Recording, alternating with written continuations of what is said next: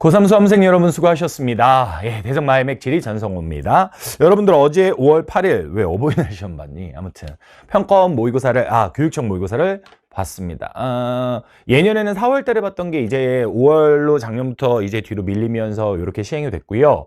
여러분들 아무래도 내신 기간 끝난 다음에 내신에 이렇게 몰입했다가 그 다음에 뭐 더 이상의 준비가 안 된 상태에서 봤는데 항상 4월 달에 볼 때도 그렇고 4월에 볼 때는 내신 전이라 또 집중이 덜 되고 5월 달에는 내신 끝난 다음이라서 뭔가 모의고사에 대한 주요 과목의 감을 살리기도 전에 보고 막 이래서 조금 어수선한 상태에서 그다지 3월처럼 긴장감도 크지 않고 뭐 이렇게 봤을 것 같아요. 근데 조금 뭐라고 할까? 전체적으로 선생님이 총평을 원래 하고 그 다음에 주요 문항 해설을 드리려고 계획을 했는데 총평은 보통 선생님이 모의고사를 보게 되면 한지하고 세지를 묶어서 같이 이야기를 하는 편이에요. 근데 조금 문제들을 검토하고 여러분들이 틀린 문항들을 오답률이 높았던 문항들을 보다 보니까 이거는 안 되겠다. 한지 세지를 조금 묶으면 안 되겠다. 좀 따로 봐야 되겠다. 따로 조금 더 총평을 해드려야겠다 싶어서 지금은 한지만 총평이라 쓰고 사실은 어떻게 남은 기간 6평을 대비해야 되는지 그 말씀을 조금 상세하게 드리려고 해요. 주요 문항에 대한 문제는 7문항 풀어드릴 건데 그것들은 이제 선생님이 항상 오답률이 높은 문항을 볼 때는 EBS나 메가 거를 이렇게 참고해서 문항 리스트들을 봅니다. 그랬을 때 이번엔 EBS에 있는 것들을 참고로 해서 오답률이 높은 문항들을 살펴봤고요. 그 7문항이라는 건 1페이지에 있었던 3번하고 4번 문항이었고 그 다음에 2페이지에 있었던 6번 문항이었고요. 그리고 3페이지에 있었던 13번 문항이 있었고요. 그리고 4페이지에 있었던 16, 18, 19 이렇게 총 7문항이 있었어요. 7문항이.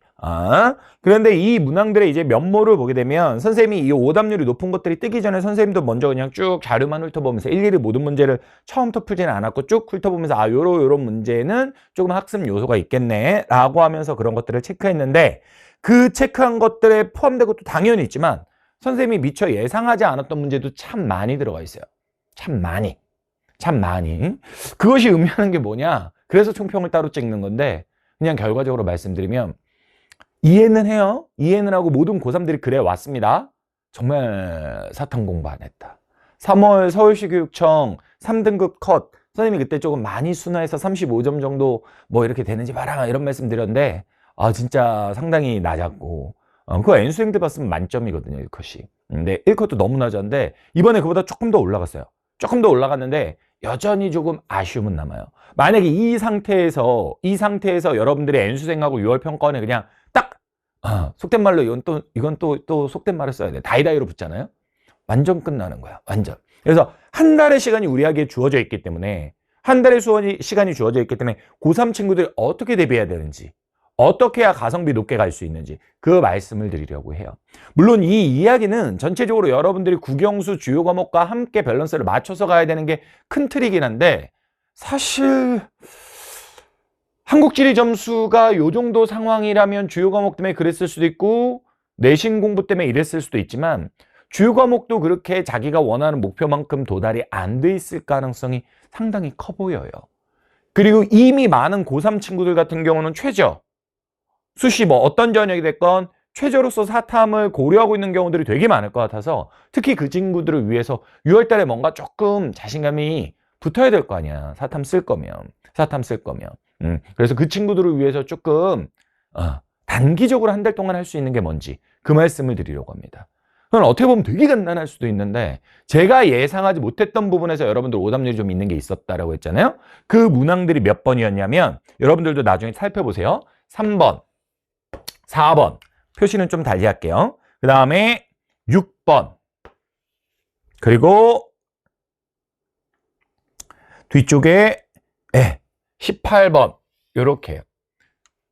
선생님이 예상했던 문항은 에서 벗어난 것들이 얘네들 빅스 7개 안에 들어갔다고? 라고 생각하지 못했던 것들이 이런 것들이에요. 이제 4번은 달리 체크하고 3번, 6번, 18번을 동그라미로 쳤는데 공통점이 뭐냐면 지역성 문제예요. 지역 특색 문제. 물론 얘들아 18번은 조금 18번은 조금 까다로운 요소는 있는 것 같아.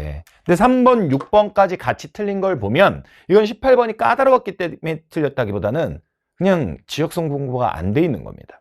그래서 한 달 동안 가장 드라마틱하게 점수를 올릴 수 있는 방법. 대다수의 고3 지금 한국지를 선택하고 있는 친구들이 그것은 바로 뭐냐면 지역성 위치에 대한 걸 공부하는 거다라는 거예요. 선생님이 기본 강의로 여러분들에게 뭐 아주 저렴하게 이제 패스 사서 보는 친구들이 많으니까 기초 위치 특강 있다. 들으려면 들어라. 선생님 메인 페이지에 오면 위치 특강에서 그거 있다. 그리고 이번에 신규 강의로 북두칠성 위치편을 개강하는데 그거 광고 아니에요. 그것 때문에 이거 하는 거 아닙니다. 여러분들이 실제로 많이 틀린 거예요. 그런 것들을 해서 뭐가 돼도 좋아. 뭐라도 외워야 될 것 같아. 문제도 좀 경험을 해야 되지만 일단은 이 부분들은 문제에 대한 경험이 없어서라고 여러분들이 변명하기에는 그냥 지식이 없는 거예요. 이것도 두 가지로 구성이 돼요. 뭐냐? 백지도를 보고 그 지도 속에 찍혀있는 도시가 일단 누군지 알아야죠. 그리고 그것에 대한 지역의 특성이 무엇인지 알아야죠.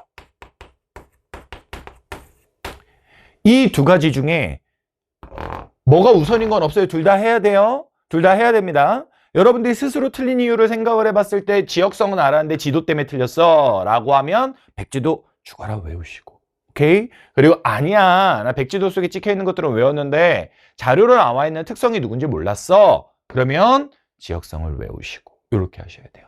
선생님 컬이 새로운 거 나왔으니까 꼭 돈 써서 그거 사, 이 얘기 아니에요.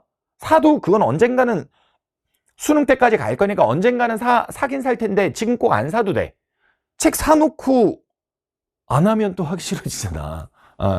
있는 교재라도, 선생님 컬을 듣고 있었다면 있는 교재라도 무지개라든지 아니면 책갈피라든지 이거라도 좀 외워주시라고. 오케이? 그게 가장 단기간에 점수를 올리는 겁니다. 사실 이게 나중에 가면 얘가 발목 잡지 않아요. 한국지리는. 이거 말고 4단원 이후에 도시 파트라든지 아니면 자원, 농업, 공업, 서비스업 이런 거라든지 이제 그런 걸 경제활동 파트, 생산활동 파트라고 그냥 퉁쳐서 경제라고 칠게. 이런 것들이라든지 그리고 가장 끝판왕은 사실은 이번에도 여러분들 틀린 문제 중에 9번이 그건데 기후 문제라든지 이런 진짜 끝판왕들, 빌런들은 뒤에 있어요. 근데 여러분들이 점수를 못 받은 데에는 얘네들도 물론 껴있지만 이 지역성 문제가 너무 많다는 게 여러분들 탓하는 건 아닌데 긍정적으로 해석하자. 관심만 가지면 점수 금방 올리겠다. 이런 요소로 보입니다. 아시겠죠? 그래서 여러분들 진짜 제가 말씀드린 이 로직대로 6월달을 한번 대비해 보세요. 나머지 거 부족한 거는요. 이게 착한데 요령이 없는 사람은 앞에서부터 할 거거든요. 그 사람들은 6월달에 점수가 안 남아요. 사람이라는 게 큰 시험에서 숫자로 증명이 안 되면 이 피드백이 안 오면 하기 싫어져, 의욕이. 그리고 너희들 심리적 부담감이 그리고 엄청 6월달 보고 나면 긴장감에 그리고 대다수의 고3 친구들은 뭐지? 내가 생각했던 원점수와 실제 나왔던 100분이나 표점이 너무 다른데 특히 100분위 같은 경우 이 느낌 빡 등급 같은 거 빡 받을 거야. N수생이 들어오니까.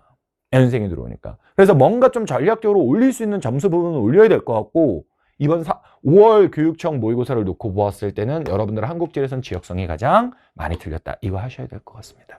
아시겠죠? 선생님이 이 문항들에 대해서는 하나하나 설명을 드릴게요. 그렇게 막 지역성은 오래 걸리진 않아요. 하지만 나머지 것들도 또 있으니까 설명드리겠습니다. 하지만 제가 이 총평에서 말씀드린 이거를 유념하셔야 돼요. 유념하셔야 됩니다. 등급 컷이나 이런 건 이미 모든 사이트들에 다 공개가 되어 있으니까 자기 등급 컷은 확인하시면 되고요. 절대 거기 나와 있는 등급 컷만으로 현혹되시면 안 됩니다. 올라가고 있는 건 맞아요. 서울시 교육청 3월달에 비해서 올라가고 있는 건 맞습니다. 아마 여러분들은 선생님 3월께 쉬웠어요, 이게 쉬웠어요 막 이런 것도 궁금할 수 있어요. 하지만 그런 상대적인 비교는 고3끼리의 비교고 6월달에 N수생이 오면 완전 달라지는데 그래서 그게 무의미한 건 아니지만 여러분들 나름대로 내가 그래도 효과가 나타나고 있는지 안 나타나고 있는지 궁금해해야 하고 궁금한 것도 맞지만 우리 6월을 대비해서 살 길을 찾자고. 살 길을. 지역성입니다. 아시겠죠? 그러면 요 세 문제만 더 맞으면 10여 점 가까이 올릴 수 있습니다. 우리 그 길을 가야 됩니다. 오케이? 여러분 너무 수고하셨고 어찌됐건 잘 주변 추스려서 6월 평가원까지 달렸으면 좋겠어요. 아마 5월 중순까지 학교에 행사들도 좀 있고 그럴 텐데 그런 거에 너무 이렇게 많이 리듬 뺏기지 말고 잘 다시 심기일전해서 달려주시면 좋겠습니다. 시간은 고3 친구들 편이에요. 왜냐면 지금까지의 학습량은 여러분이 부족하지만 뒤로 가면서 N수생 친구들은 많이 성적에 대한 부담감이 커요. 여러분들도 물론 그 부담감을 갖지만 여러분들이 갖는 거에 비할 바가 아니에요. 오케이? 시간은 여러분 편이긴 합니다. 근데 지금 먼저 한 발 다른 고3 친구보다 더 정신 차리고 신방끈 한 번 더 묶어서 달리는 친구와 그렇지 않은 친구는 똑같은 결과를 받아들일 수는 없습니다. 그러니까 한번 신비일전에서 노력하시면 좋을 것 같아요. 아시겠죠? 자, 그럼 본 주요 문항 해설 강의에서 만나도록 하겠습니다. 감사합니다.